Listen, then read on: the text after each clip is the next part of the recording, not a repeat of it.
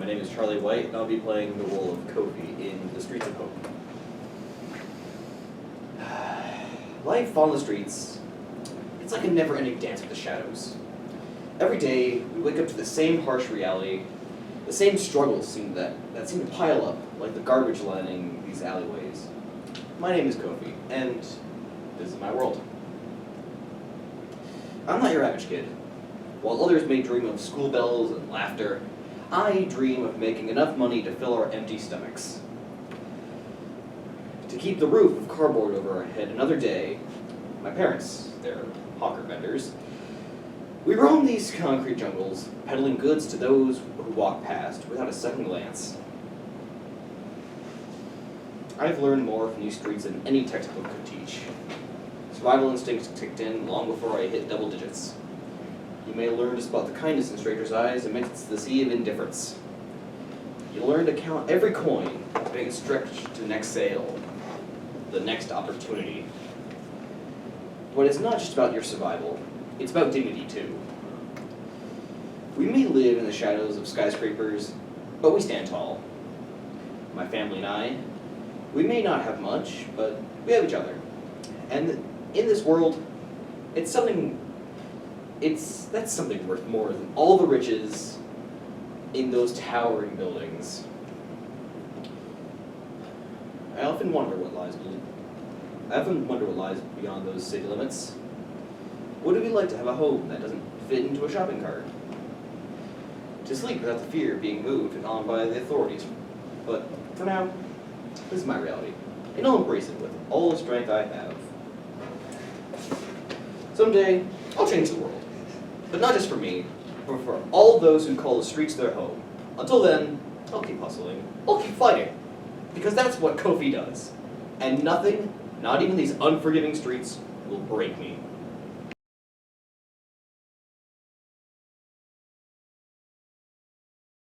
Hi, my name is Jackson Seitz, and I'm playing the character of Kwaku in The School in the Sun. The sun is extraordinarily hot today, almost like it's sitting on my back trying to make me fall. I need to keep pushing forward. My education's too important. I can't fall just because the sun wants me to. I need to prevail, not only for myself, but for my family. They're counting on me to succeed. Look at my parents. They both work so hard to help me succeed. My father works so hard every day. He works 2 jobs and still tries to come home and eat with us every day. My mother cooks, cleans, and takes care of my siblings.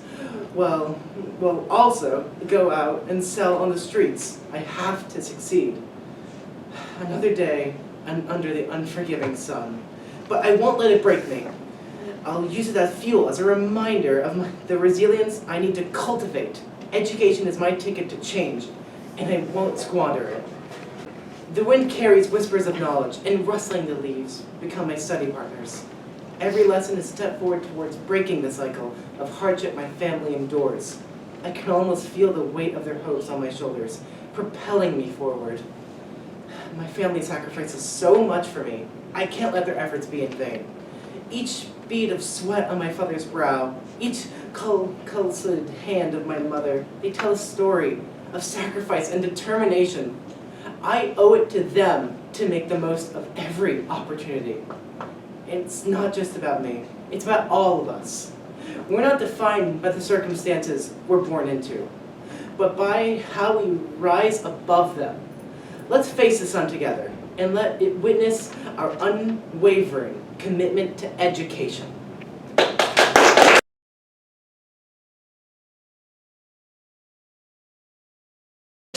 Hello, my name is Elizabeth, and I'm playing Wikia Kado and Fight for What's Right.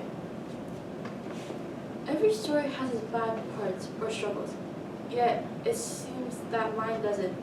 Or does it? I wake up every morning in a big room with everything I need. I have warm showers, and I'm well fed with a variety of dishes.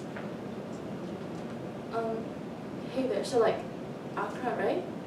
It's this place where everything's supposed to be amazing. Where if you're rich like me, you go to this fancy school called Lincoln International. But, things change, you know. So, my dad, a business went bankrupt, and suddenly we're out of luck. we ended up in the Upper East region, staying with my aunt and cousin. And let me tell you, their school, it's not great. Look, like, at all. But, being there made me see stuff, like how messed up it is that some kids get all the opportunities while others get, like, nothing. And I guess, I don't know, it makes me want to do something about it. So yeah, I want to help, I guess, like, with the whole education thing, because everybody deserves, like, a shot, right? Even if they're unlucky like me. And then that's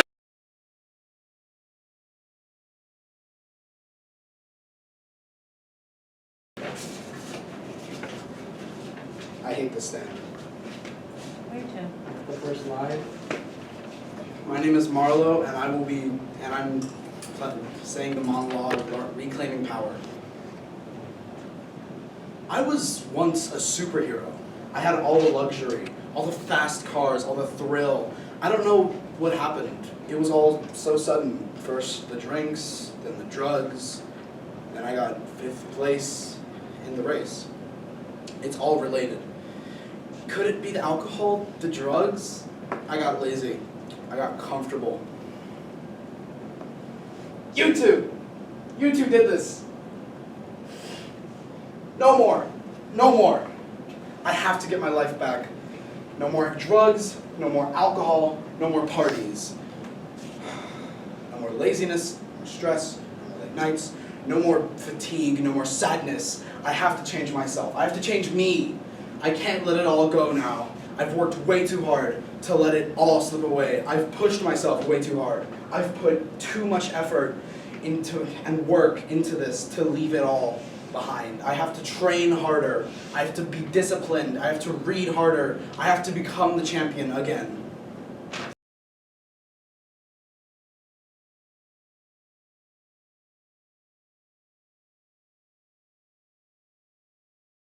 And I'll be playing the part of Simulata Maus. I think that's how you pronounce it. Sorry, that's right. As I sit here today in front of this classroom full of foolish individuals. Yes, I said it. Every single one of you is foolish. How long have I been in this school? I've had to deal with every single one of you for the past 8 useless years of my life. How many times do I have to report this behavior? Huh? When I came to the school, me and my dad thought, oh, this school would be would have a great education system. But we were so wrong. You people treat this school like it's some jungle. There is absolutely no diversity and no fairness. Like everybody in this school is Tom and I, Jerry. As I, the only black person in this school, shouldn't be getting the same level of good education you all get. I, Simulata Maus, add color to this institution. I am the reason this school is a bit diverse. The reason another student would think, oh, she's welcome in this community that provides quality education, but instead, she'll come here and she'll not get the good education she really deserves. How long have I been here? I just wanted a good education. That's the main reason I stayed. But instead, I get papers filled with whiteout. Even with your failed attempts to get me to not learn, I have been accepted into Harvard, Princeton, and Yale. Even though you gave me old books, I can guarantee that what you've done has made my IQ higher. Didn't you think about the facts that there were notes in the books? I buy books, I rewrite the notes, and I do in-depth research at home. You guys really forget I'm the ambassador's daughter. Just like that, Jerry has won another episode. And I'm playing Brian at Champon the Second. Hello everyone. I know we're all probably tired and just waiting for this assembly to be over, but I need to talk about something that's been on my mind a lot lately. You see, a few weeks ago, my best friend, fellow deputy head boy Kofi Ba, got really sick. It was very scary seeing someone my age going through something so serious. It got me thinking about something that affects every single one of us, our health. But I won't let it hold me back anymore. We're young and we feel on top of the world, but we're not invincible. We're not immune to health issues. And it's not just about getting sick. It's about our well-being. It's about the food we eat, the exercise we get, the stress we feel. It's about taking care of ourselves so we can live our lives to the fullest and get more years added to our lives. Nobody wants to miss out on all the amazing things life has to offer. I get it. Health class can be boring. Like PSHE and talking about taking care of ourselves might sound like a broken record, but it's important. It's so important that it's actually one of the United Nations Sustainable Development Goals, goal number 3 to be exact. It's about ensuring healthy lives and promoting well-being for all of us. And that includes us. Right here, right now. Before I graduate, I, Brian Achampong II, will bring us together so we can support each other in staying healthy.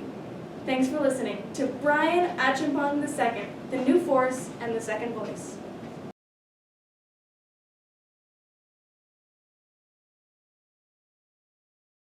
Evan Ortiz. I'll be playing the role of Cobena Aqua in The Power of Education. Thank you. Ladies and gentlemen, teachers and fellow students, I stand here before you not today, not just as a student, but as a voice for all of us who are struggling with school at the moment. We come to this school every day, eager to learn and grow, but how can we do that when we don't have the basic tools that we need? We need laptops, books, and proper materials to get good knowledge. Our education is suffering, and it's not because we don't want to learn. It's because we're not allowed to learn. After all, these teachers and other people have refused over the past school years to give us the materials we need. Our principal, the one we chose to lead us, has been failing us. He's been using the school's money for his personal gain instead of investing in our future. It's not right, and it's not fair. We deserve better. We deserve to have the tools and the resources that will help us succeed. We deserve to have teachers who are paid and motivated to help us grow, to help us take us far. We may be young teachers, we may be young children or people at the school, but we can make change. But we can make change with our voices being heard. It starts with speaking up, standing together, and demanding a better for ourselves and generations to come. We can't let them suffer how we are. We must help them get better and brighter education. Let us not be silent about the lack of resources. Let's be a voice that demands a better education. Thank you.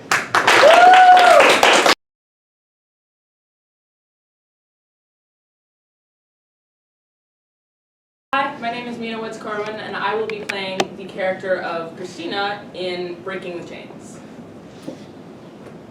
Every morning, Jason and I rise at 4 a.m. before the world stirs. Our stomachs ache with hunger, but there's no time to dwell. We scour the empty streets, searching for scraps to ease Mom's pain. Despite the darkness, hope flickers within us, a dim but steady flame. We cling to the belief that one day things will change. That dawn will bring not just another day of struggle, but a chance for a better life. Until then, fueled by love and hope, we press on, ready to face whatever challenges lie ahead.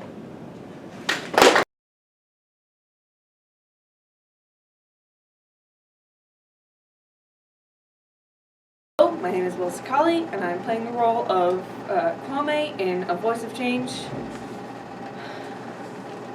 You see them, Akosa? Them kids out there laughing and playing like ain't no worries in the world? Makes you wonder sometimes, don't it? They ain't got much, not like them city folks with their fancy cars and big houses. Look at them. Ain't no poverty in their hearts. They find joy in the simplest things. A stick for a bat, a worn-out ball for a game. Makes you think, Akosa. Makes you think about what really matters in life. Poverty ain't just about not having money. Nah, it's about not having hope, not having opportunities. It's about feeling like you're trapped, like you can't break free from the cycle. But them kids out there, they ain't letting poverty define them. They laugh in its face, dance in its shadow. They the real rich ones, Kosoa. Rich in spirit, rich in dreams. We gotta do something, Kosoa. We gotta be the change we want to see. Ain't no use sitting around complaining about how tough life is. We gotta roll up our sleeves, lend a helping hand to them in need. Because at the end of the day, ain't no poverty in a heart filled with love and compassion. We're gonna make a difference in Kosoa, one step at a time. Them kids out there, they counting on us, and we ain't gonna let them down.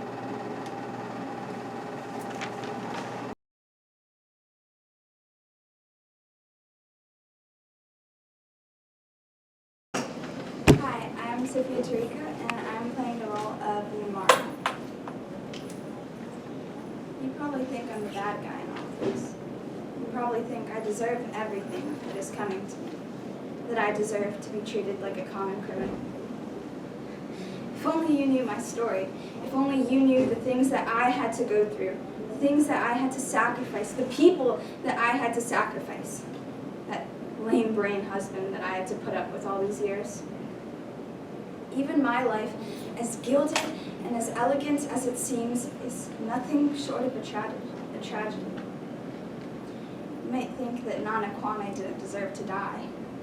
You might think that I'm the one who deserves to go to prison for the rest of my life, and the truth is, I couldn't care less. Poverty really isn't for the weak. The kind of struggles the poor have to live with, you, the rich, would never understand. Because my story begins the day I was born, October 23rd, 1982. Obviously, I don't remember anything from that day, but I was told that it was nothing short of a disaster.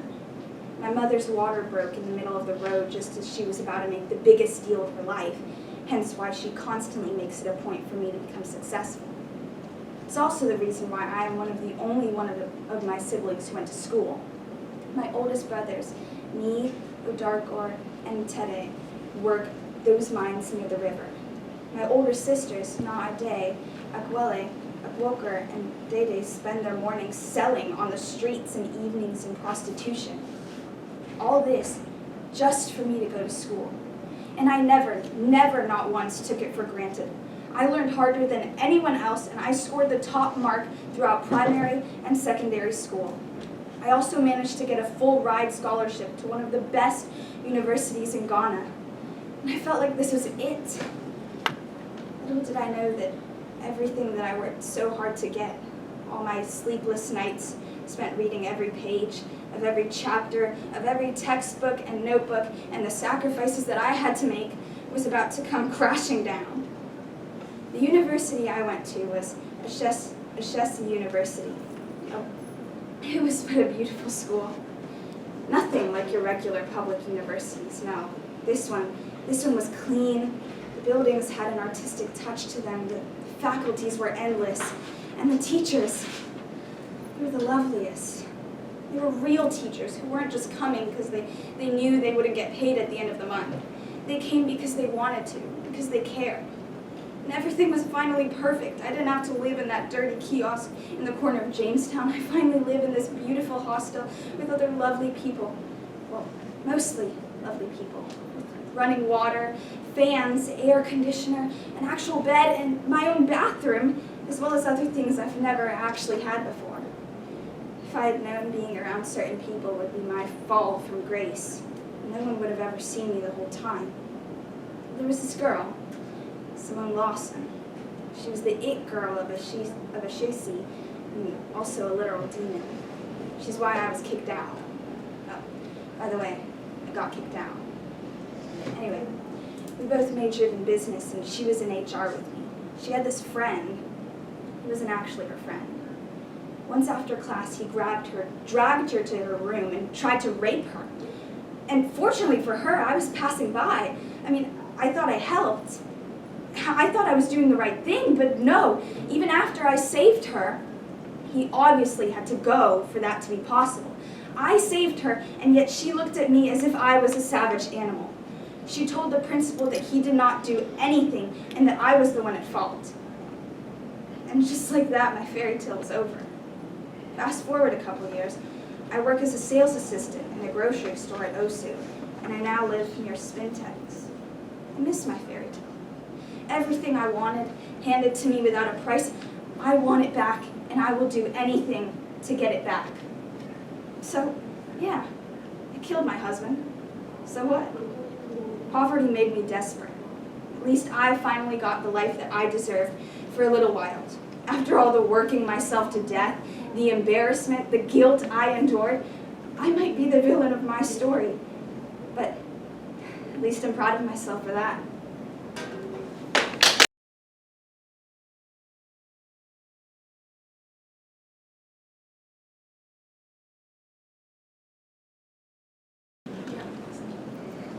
Hi, I'm Abigail Ford, and the monologue I'm performing is called Motherly Love. It is about a girl who is forced to take care of both her younger siblings as their parents have passed away, and she has to explain to her siblings why they can't go to the zoo with the rest of their friends on an upcoming class trip.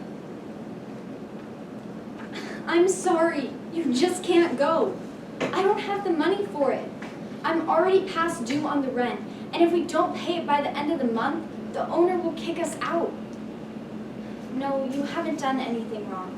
We were just born unlucky. Mama and Dada are gone. We're all that we have left. Ottawa, listen. I need you to stay strong for me. I don't want to make your lives hell. Please, believe me. I'm trying so hard.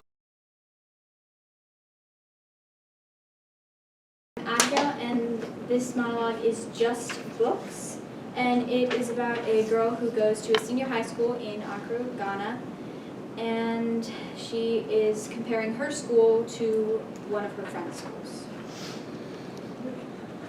I'm Esina Mborte, a 14-year-old girl attending the Ahuri Girls Senior High in Accra, Ghana. Indiscipline runs uncontrolled within its walls, casting a dark shadow over the pursuit of knowledge. It's disheartening because discipline plays an important role in any educational system. Having a school widely recognized for its indiscipline is a big problem that affects us students. Isaiah, like me, is a disciplined individual. We share a common passion for education and a desire to excel academically. It was during a trip when we met at a park at my school that Isaiah and I began discussing our educational experiences. As Isaiah spoke about his school, I felt a wave of sadness wash over me. His school is known for its quality education and discipline. I couldn't help but compare it to my own school with its poor education and indiscipline. The differences between our experiences were obvious and very sad. It's not that I envy him or his school. Rather, it's the realization that every student deserves a quality education and a disciplined learning environment. Education is the foundation upon which we build our futures. And when that foundation is shaky, it affects us deeply. But instead of dwelling on my sadness, I choose to channel my frustration into action. I will continue to strive for excellence, despite the challenges I face at my school. I will advocate for change, a better educational experience for myself and my fellow students. No matter the obstacles, I'm determined to rise above and make the most of the opportunities that may come my way.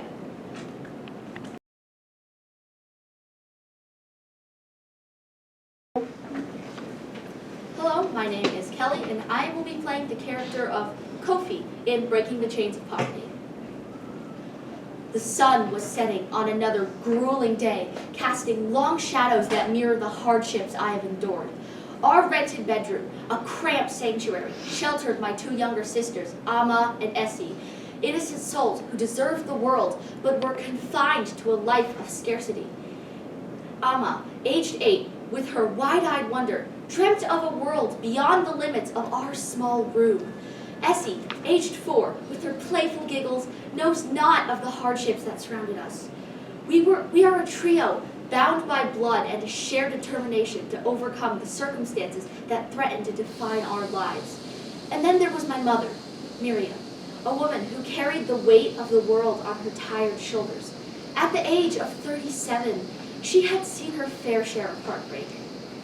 But amidst the depths of her sorrow, she remained a pillar of strength, a beacon of hope that guided us through the darkest nights. Our family struggles were not merely the result of fate or misfortune. No, they are a direct consequence of the corrupt government that shamelessly steals funds meant for the betterment of its people. My father, a brave soul who dared to challenge this injustice, paid the ultimate price. He lost his life during the protest against these thieves, leaving behind a hole that can never be filled. But let me tell you something.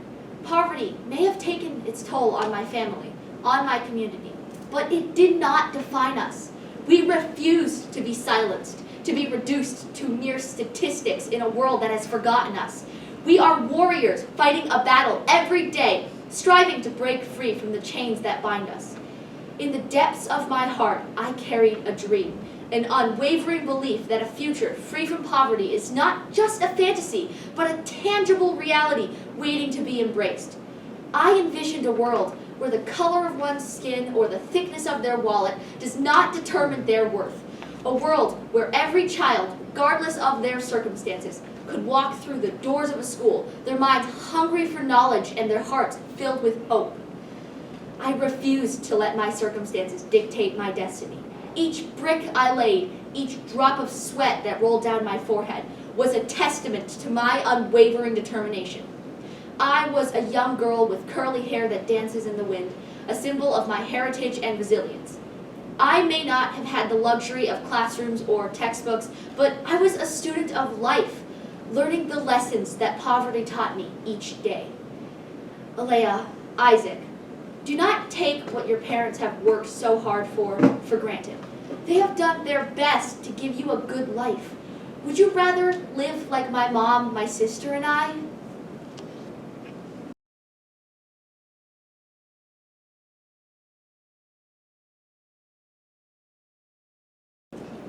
Hi, my name is Luke Caldwell, and I'll be playing the role of Moni in The Struggles of a Woman. You know, I thought I had it all figured out. I worked tirelessly, sacrificing so much just to have a chance at a better future.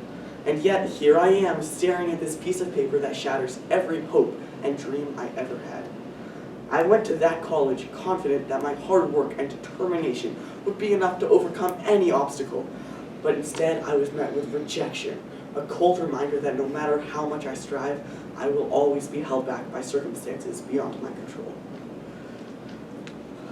I put in hours of work, day after day, only to end up being forced to work as a housewife. Is my hard work not enough? Are the nights I stay awake studying to get into this school not enough? Every day they shut down my ideas. Give up, they say. A female will never become a great scientist, they say. They create this system intentionally to bring us down. But I never let that stop me. I keep working, studying, and improving. But now the voices of the naysayers are getting louder. Always, my work is the best, but still the opportunities are given to these stupid people because what? Because they're men? It's not fair. It's not fair that girls like me, born into poverty, in a third world country, are denied opportunities that others take for granted.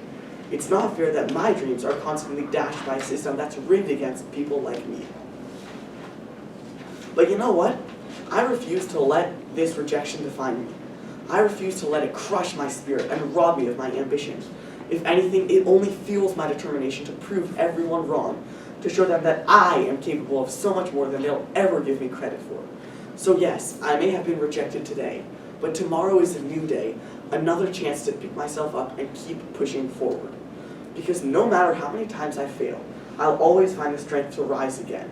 And one day, mark my words, I'll make them regret ever doubting me.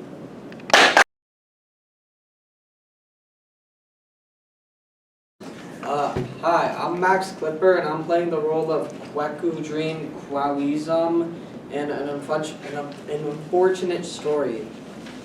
This is an unfortunate, I can't say that, unfortunate story I live in. My name is Kweku Dream Kwalizum, and I live a life of poverty. This has been a constant chain in my family generation. My father is a carpenter and does not get properly paid. As for my mother, she sells porridge by the street. They have used what little they have for my school fees. I always wanted to know how it feels to be rich or at least sustainable.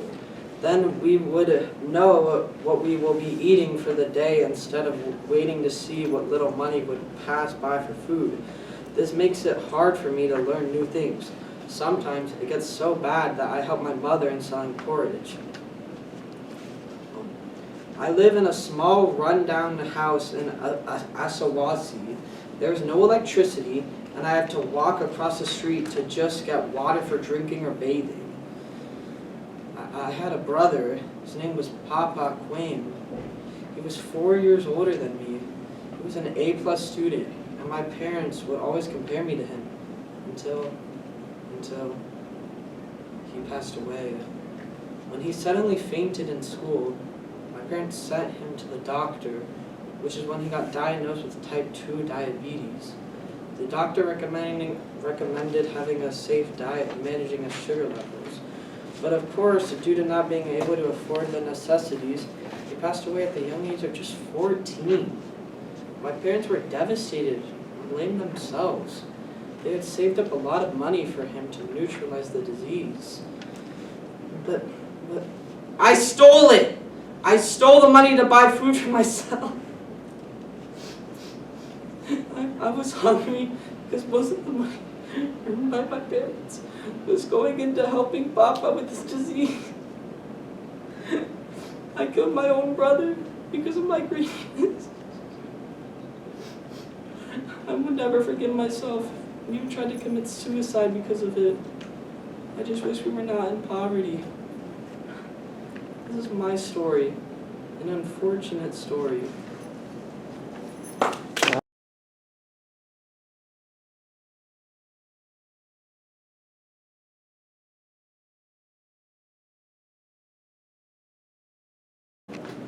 Hi, my name is Julie, and I am going to be playing the character of Zubaida. Hopefully I'm pronouncing it right. Good health and well-being, it's something we all desire. But in my village, it often felt like a distant dream. Growing up, I saw many of my friends fall sick, their health compromised by the lack of proper care and resources. I remember the day I got my first period. There was no sanitary pad, no guidance on how to manage it. It was painful and an embarrassing experience. That left me vulnerable and unclean. It was then that I realized how little attention was given to health and hygiene in my community. Food was scarce. And when it was available, it was often nutrient deficient.